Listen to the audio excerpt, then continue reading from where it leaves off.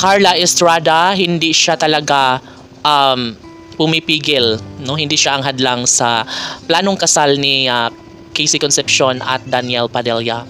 Siyempre, lahat naman ay talaga nga namang nangangarap, no? Sadyang isa na si Catherine Bernardo na magkaroon talaga, no, ng habang buhay na pagmamahal together with Daniel Padilla. Siyempre si Carla Estrada ay talagang papayag na siya kung magdesisyon na ang anak na si Daniel na mag-asawa.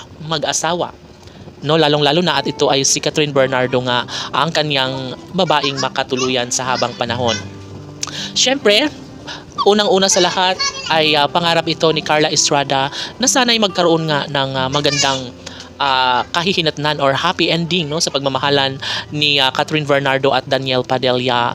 Kahit sino ay hindi papayag na walang patutunguhan ang laban na ito. At syempre, hindi ito ang nais ni Carla Estrada na mawasak na walang dahilan ang lahat. Syempre, kailangan na magtagumpay si Catherine Bernardo at Daniel Padilla sa kanilang pagmamahalan. Kahit sino ay mananatiling maligaya. Isa na doon si Carla Estrada na magiging happy na magtagumpay ang anak, no, na si Daniel sa kanyang pagmamahal, lalong-lalo na usaping puso ni Catherine Bernardo. Siyempre, deserve nila ang isa't isa, no? Sabi nga ni Carla Estrada na noon pa man talaga ay tanggap na niya kung anuman ang tunay na kahihinatnan sa relasyon ni Catherine Bernardo at Daniel Padilla. Siyempre, mananatiling ibabahagi, no, ni Carla Estrada ang kung ano man ang mas nakakabuti para sa pagmamahalan ng anak ni Carla Estrada na si Daniel at Catherine. No? Siyempre,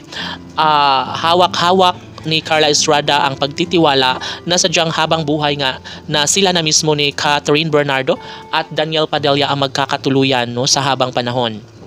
Deserve umano nila ang lumigaya, deserve umano nila ang mabuo ang pamilya na magkaroon ng apo, si Carla Estrada. So ngayon, maligaya si Carla Estrada dahil nakikita at nararamdaman niya ang takbo sa relasyon, kung ano ang nagiging estado ngayon sa relasyon ni Catherine Bernardo at Daniel Padilla. Siyempre, si Carla Estrada ay wala namang ibang hinihiling kundi ang nagkaroon nga ng magandang kakakantungan sa relasyon ni Catherine Bernardo at Daniel Padilla. Ganun pa man, ay handang-handa na nga itong si Carla Estrada na makarga nga ang kanyang kauna-unahang apo kay Daniel at Catherine. Siyempre, mahal na mahal niya itong dalawang magkarelasyon at kita nyo naman na suportado ni Ma'am Carla Estrada ang relasyong tunay na nagpapakilig at nagpapasaya sa taong bayan.